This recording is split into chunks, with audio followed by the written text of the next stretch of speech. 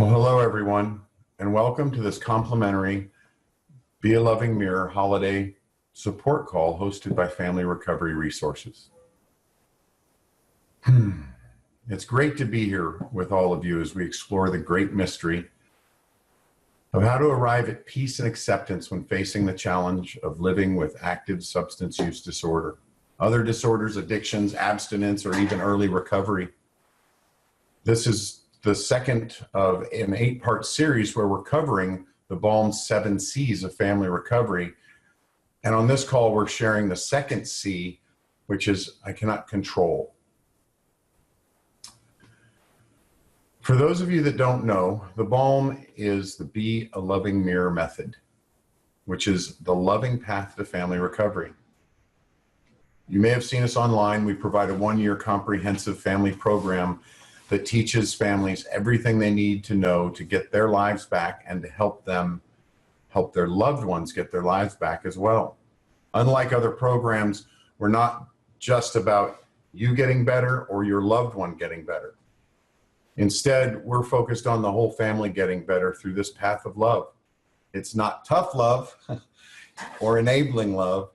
Rather, the love the members of our community practice is the deep love of connectedness and transformation that starts within and moves out from each Balmer to their loved ones and ultimately to every life they touch. Of course, we never guarantee that a loved one will recover, but we do teach families to be the very best chance at their loved one's recovery. And it all starts with the 7 C's which we're going to utilize to help ourselves and our loved ones during the holiday season. So before we get going, let's start off with a few housekeeping details.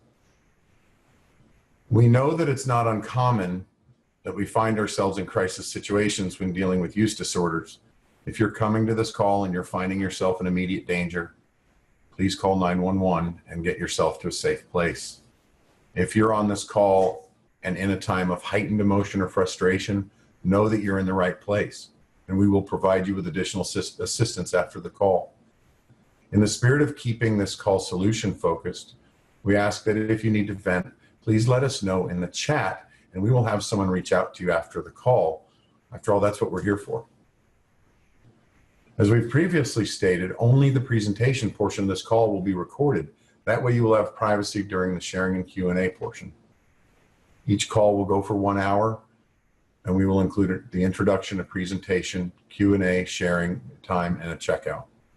Sharing is voluntary, and you will not be called on or put on the spot unless you're a Balm Family Recovery Life Coach that's been asked to share. And tonight we have Betty and Stacy have come on to share their stories and how control has shifted for them since becoming Balmers. If you wish to share during the Q&A, you can either raise your hand. There's a way to raise your hand in the room electronically, or type in the chat and we will ask you to unmute. We will be using the chat feature, so anytime during the call, you can use that. And if you want to remain anonymous and don't want people to know that you are asking the question, please direct that chat to me or whoever's speaking at the time, and they will we'll have that attention. And we won't give up who you are when we answer the question. As you may have heard someone say before, recovery is a lifelong journey. So these calls are only one example of the many ways we will share together along the way. The most important work you will do to bring recovery into your life will happen between calls, just as the most important work in a coaching relationship happens between coaching sessions. The key to the process is to be patient with yourself along the recovery road. I know it feels long at times, and I know we all get weary, but one day at a time, the path of recovery is a path of joy, peace, and loving kindness.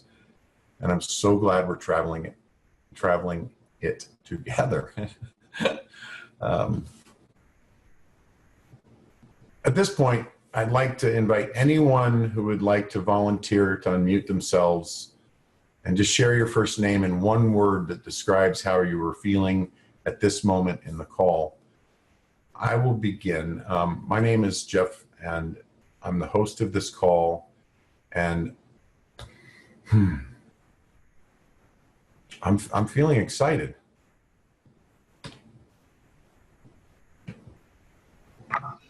I'm Polly, and I'm feeling peaceful. Thank you, Polly. I'm Colleen, and I'm feeling grateful. Hi, Pauline. Or hi, Colleen. Thank you. I'm Al, and I'm feeling anxious. Thank you, Al. I'm Diane. I'm a little bit anxious and I'm impatient. Okay, thank you. I'm Linda, and I'm feeling hopeful. Thank you, Linda. Hey, it's Jen. I'm a little bit overwhelmed. Thank you, Jen. I'm Joanne, and I'm feeling grounded. Thank you, Joanne. Oh, well, thank you, everybody. I was feeling overwhelmed and anxious before coming to the call, and as I settled in and got ready, something happens when we all come together that brings peace and calm, even in chaos. So I appreciate everyone being open and vulnerable, and you're sharing where you're at right now. So the 7 C's of Be a Loving Mirror, the balm. We covered the first one. You did not cause it on our previous call, but let's run through them real quick. You did not cause your loved one's substance use disorder. You cannot control your loved one's substance use disorder. You cannot cure it. And those, originally came from Al-Anon, along with a lot of old Al-Anon say you can contribute to their recovery. And I've always said that I'm going to contribute to my loved one's life. It's whether or not I want to contribute to their recovery or to the disease. You are connected to your loved one on a level that transcends their substance use. You can learn to communicate more effectively with your loved one, and you are always at choice. You did not cause, as I said, we covered in our previous call, and you cannot control their substance use disorder. It's why we're here tonight. The things that don't work that I practiced so very much are here on this list. And, it starts with nagging, and it's been proven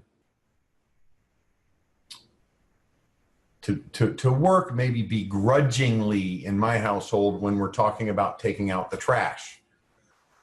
But even that, it can be exhausting. When facing substance use, it's even worse. The phrase falling on deaf ears always comes to mind with that. Yelling and screaming hurts me more than anyone else. I've never lost my cool and felt good about it. Begging and pleading, that's another one that always seems to fall on deaf ears. And the mindless boundaries I would try and use and not follow up on. Demanding for me usually came in the form of trying not to yell, and almost comical in a not really funny sort of way when I'd make demands, while my loved one was under the influence. I'd get on a soapbox like I got something out of hearing myself talk, and they might not even remember it the next day. Manipulating came in the form of finding prescriptions or alcohol or something else and throwing it away, setting unrealistic boundaries that I wouldn't keep, trying to barter. Manipulation just came in many forms that were almost elusive to me. In Al-Anon, I also learned the 4 M's of Al-Anon: managing, manipulating, mothering, and martyring. Well, it may seem counterintuitive, but the normal forms of encouragement I learned growing up have proven ineffective when dealing with use disorders. Statements like, you've got a second chance to do something different. Pull yourself up by the bootstraps. Get it together. Snap out of this and focus, or just stop. And questions like, why can't you just stop? Why do you keep doing this to yourself? Why do you keep doing this to us? Don't you know that we love you? Having been on both sides of the coin of the use disorder, being a family member and being someone afflicted, I know how those things felt to hear, and I still use them because that was my natural fallback. Well, in the Balm, we have a community of practice where I learned how to practice enough where love became the fallback. Love became the natural state of being, so that when I show up in those ways, it's not normal anymore. Not that it doesn't sometimes still happen, but it's not normal, and I can catch myself differently. So let's take a look at what does work for a minute. Taking care of me, right? So that's so counterintuitive, right? I have all these things that are happening that I need to somehow affect. You know, how do I stop and take care of myself? I was taught the words and the language of aggressive self-care, and that helped. Like, what a novel concept, right? Put that way, I may have a start to at least do a little bit. You know, breathing. I'd always heard to breathe, and I'd always practiced breathing, but in the Balm, we actually practice breathing techniques together. We do 4-4-8 is my favorite, where we breathe in for 4, we hold for 4, and we go out for 8. And it's proven that it brings us down in the exhale. So we focus on that exhale. It's my favorite. It can be done at any time. People don't even have to know that I'm doing it. Now, I can breathe just in and out with deep breaths as I'm answering the phone at a stoplight, walking to answer the door. You know, meditating. There are so many forms of meditating, and there's wonderful resources that we have to help people learn to meditate and do visuals and make it easy. I used to think that meditating was a complex, long-term thing, but it was okay to take baby steps.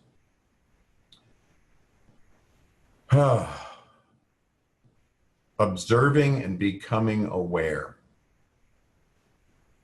You know, when I find the center and I'm able to stay calm, it's amazing how I can observe and notice just the facts and become aware of what's going on in and around me.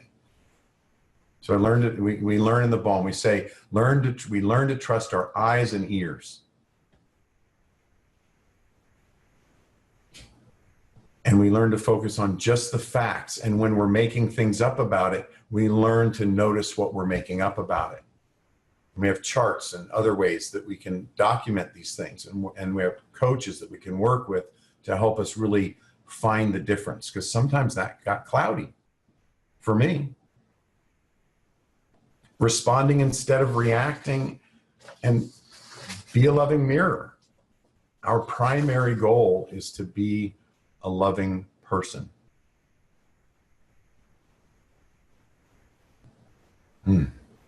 Our primary goal is to be a loving person. And I don't think I was aware that when I was trying to control and nag and yell and scream and beg and manipulate and all the other things, that I wasn't showing up as a loving person, because I was doing it out of love and not showing up in love. Even through frustration and everything else, somewhere in me, I thought I was still coming from a place of love, although it was manipulating. So that's some thoughts on control, and it's such a big topic. You know, Betty and Stacy are here tonight, and they're going to share a bit of their stories and how this has affected them. Stacy, how would you like to get us started? Well, I can talk a bit about my experience with controlling and my 2 children, and then I can you know, tell how the Balm helped me in that area. Thank you so much. Can you hear me okay, Jeff? Yeah, I can hear you. I can hear you. It's wonderful. I Okay. really appreciate you being here and being willing to share a piece of your story and give back something in this way. All right. Well, I have 2 children in recovery at this time, and I've been in the balm for 2.5 years. And I would say I was always a bit of a control freak, but when I realized my kids' addictions or substance abuse disorder, my control, that control freak in me increased. I guess it made me feel I had power over them. I guess I would say a false power. I actually went to the store one day many years ago, and I saw a sign that said, I bought it for myself. It said, "I am not a control freak. I just happen to know what's best for everybody." And, but I spent so much time and energy through my kids', addictions, thinking I was in control, doing things which made me feel in control. And as I think back now, none of it really made a difference. If anything, it actually propelled the substance abuse. And to share some of the things I did, I thought my son was the tough one. I thought that if he just had a hobby, maybe if he went to the gym, that then, and I got him some one-on-one workouts and things that would, so I said, you have to go to the YMCA. I bought you these one-on-one workouts, and and I don't think he would say he went, and I found out, he went once. I would do a lot of policing, trying to control things, driving around to check up on them, and found them at the wrong spot, demanding they come out and come with me. Snooping, constant snooping, like detective work. Pouring out booze, dumping out pot, begging, crying, please, please. I'd preach, but I'd change the words. You'd say it one way and like, oh, maybe it didn't get through that way, so I'm going to change the words around. Maybe that'll, they'll hear it right and they'll stop using. One of the things I also did is I changed my son's phone number, because I thought if I change his phone number, then his using friends can't reach him. That's going to work. Well, that didn't work. And you should do this and you need to do that, in trying to, keep them from certain friends. But the tighter the grip, I believe the more I pushed them back, and I maybe even, gave them a reason to use. If you had a mom like that, you'd use too, something of that nature possibly. But when I got in the balm after many, many years of craziness and controlling, and I learned about my own self-care, I learned how to make change in myself and learn about letting go of the obsession to control them and control the outcome, but not to give up on them. I mean, I don't have that much. I don't have the power to control. Their higher power does. And so by using those balm tools and getting coaching and getting into the groups, I really began to change my whole perspective. And particularly with my son, when I made those changes and I let go of that tight rein, and like you said, came from love and calm. I listened, empathized. Instead of saying you should or you need to, I learned to ask open-ended questions. What do you think? Rather than telling him what I think. And I think by decreasing my control, I was contributing then to recovery. And like I said, there was a direct correlation for sure with my son when I began to let go of the control, that he began to make forward movement. And one thing that really helped me was that clear on clear chart. I just found one that I wrote maybe maybe 2 years ago, when I first got into Balm. I wrote one, I have it in front of me. I wrote, I'm worried my son will steal again. And so I had to make a list of what I was, 100% clear about, and what I 1,000% clear about, and what I was unclear about, and really just look at it down on paper and see if I had any control. Did I have any control over this at all? And that chart was really, really helpful. So, and the other thing I'm just thinking of is just letting go of the driving and seeing them as the driver of their own change. As I got a new perspective, I definitely sort of looked at it that way. The other thing is the boundaries, setting boundaries and not keeping them, or setting boundaries trying to control them, was not healthy for me. And through the Balm, I learned to set the boundaries for my own well-being and not to control, a person. The other thing you said before, and is definitely the breathing and staying calm, very, very helpful, to not giving into that panic, which in the Balm we call flooding, where you're just can't even think straight anymore. Your heart's beating. You are basically flooding. Yeah. But yeah, the Balm is one of the biggest blessings in my life. Thank you, Stacy. You mentioned the changing the use of words, and getting away from the shoulds and using more empowering words. That's such a powerful thing. The other thing that I really heard and thought of was when you were sharing, it really made me think about how it's a co-addiction. And I've heard it said, control, my loved one, my kid or my wife or my husband or whatever has a problem with this substance, they're an alcoholic or whatever. And, my addiction is to control. And that co-addiction, and you used the word obsessed, that I became obsessed with trying to control things. And I really relate to that. And it seemed to control my life, and I did to where I was powerless over stopping it, stopping myself from doing it without getting help.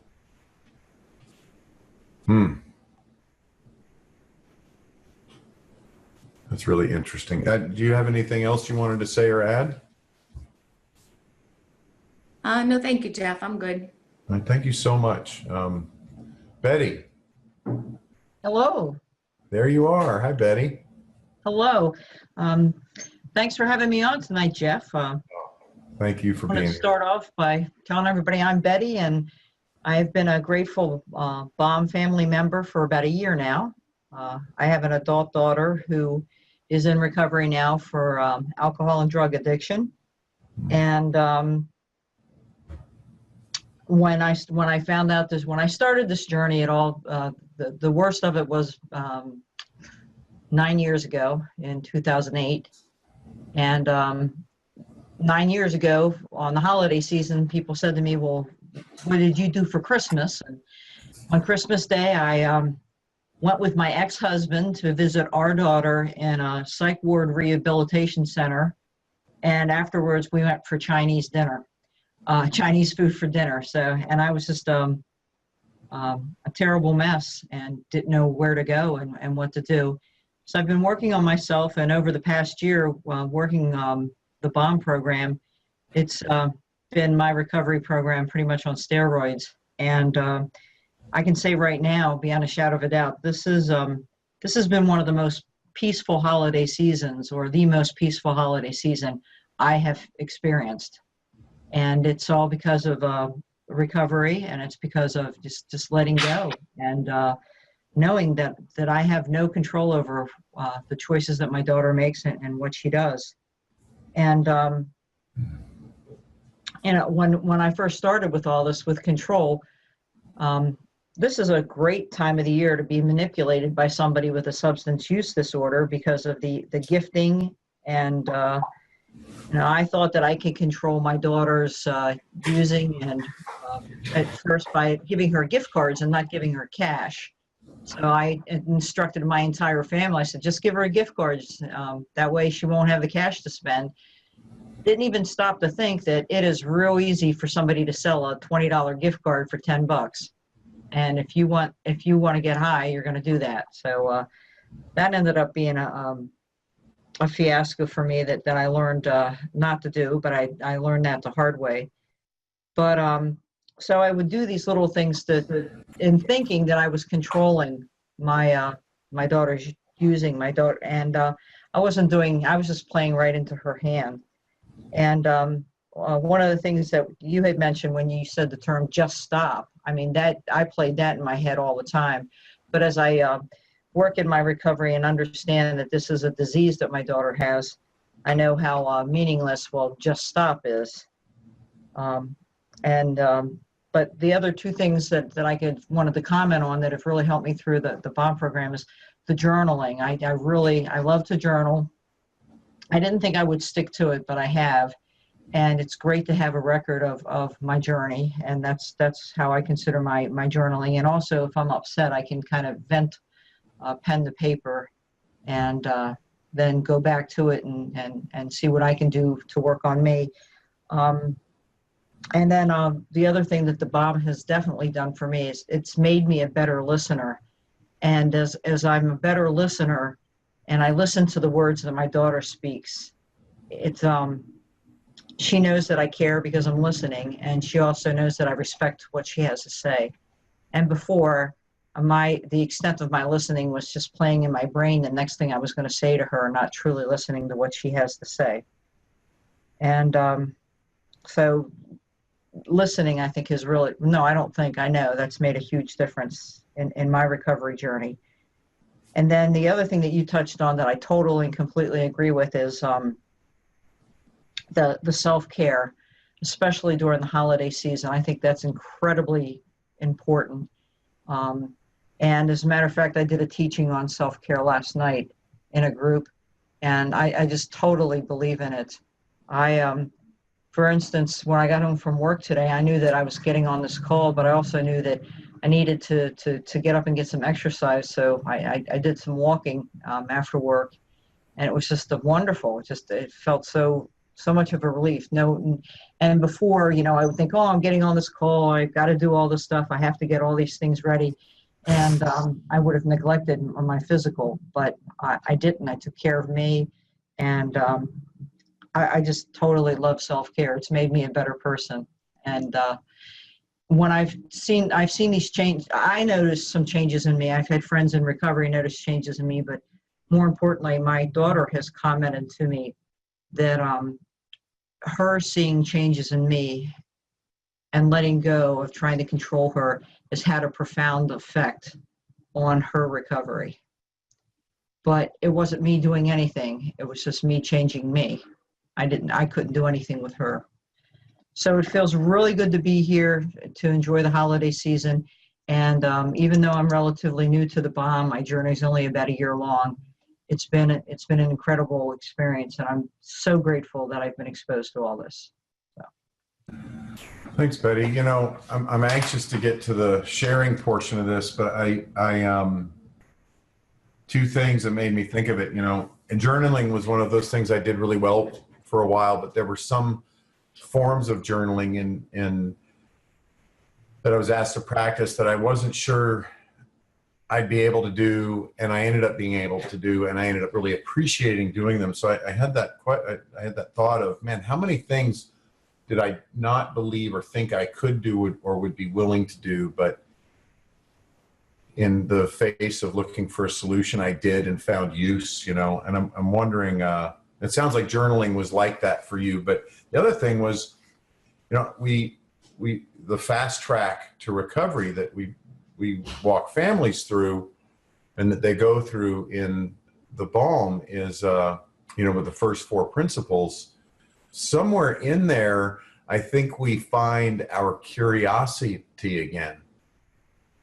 And I remember losing my desire to want to get to know my loved one. You know, I because everything was focused on changing them. And that you talked about listening, you know, that's that. And I'm wondering where that came, if you remember when that really came back for you in the process, when you found yourself able to drop the guilt and the shame and the controlling and move towards being curious again and wanting to listen.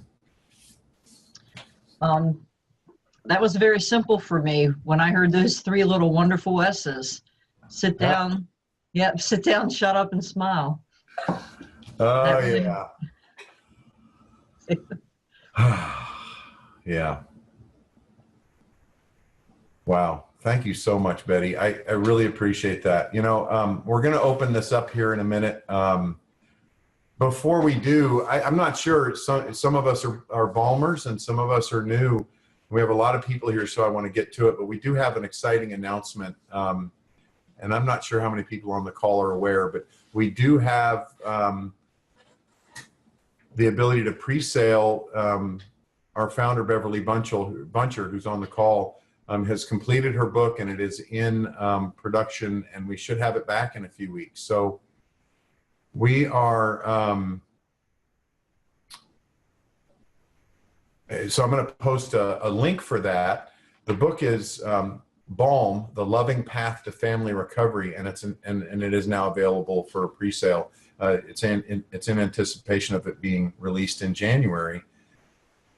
And one of the reasons I share that is, one, people don't know that it's become available in the last few days. And two, you know, one of the things, the way that this has all grown is Bev wanting to make it easier for families to have the information they need. You know, as an early coach, I remember hearing her say that she started putting all this stuff together because she was coaching people and spending a lot of time teaching versus coaching and helping them with transformation. So all of this started kind of organically coming together, and now she's put together this book. So if you guys are interested, there's a link in the chat that I just posted. It's also on our website. We just put it up yesterday or day before, really recently. So we're going to go ahead and turn off the recording now. Access this through the coach who sent you to this call, or if you found us on Facebook pages or website through Family Recovery Resources. Our main purpose in being here tonight is to support you. If you would like to know more about the program, please speak with the coach who sent you here or who referred you, or give us a call. Our number is 888-998-BALM, and that's 2256. So 888-998-2256, which does spell balm. Or you can email us at info at familyrecoveryresources.com. I will go ahead and copy and paste that into the chat so that you guys can have that. I'll also put our website link in there as well. And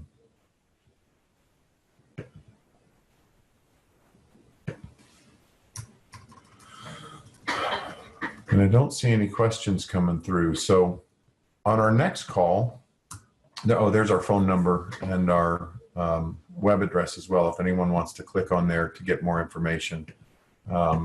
Again, we're here to support. And if anyone would like to talk after this call, you can call that number or email info and we'll get with you right away. On our next call, we'll be focusing on the third C. You cannot cure your loved one's substance use disorder.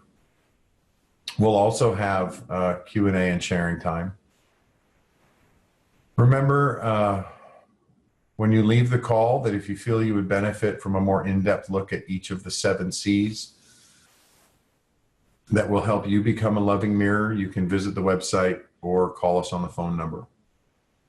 If you've been invited to this call by a particular coach, please call them directly or let us know when you call in so we can put you in touch with them directly. Together, we will practice loving mirror skills so that your life can be that peaceful river running through whatever is going on in your family and in your world. As we're leaving the call for the checkout, I'd like to invite anyone and everyone to unmute and to share one word on how you're feeling leaving the call. And I will start. And I am Jeff, and I am feeling peaceful. I'm Diane, and I'm feeling calmer and appreciative. Sorry, I cheated. That's great. It's all right. Thank you, Diane. Hi, everybody. This is Betty, and I'm feeling extremely grateful. Thank you, Betty.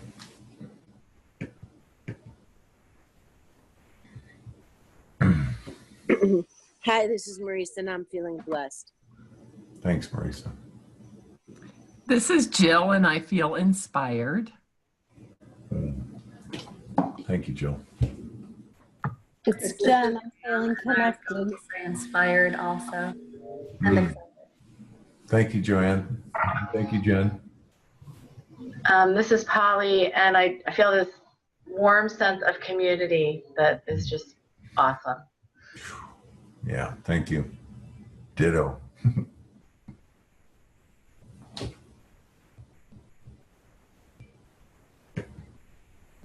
Hi, this is Colleen, and I'd just like to say a big thank you to everyone for being here. Thank you, Colleen.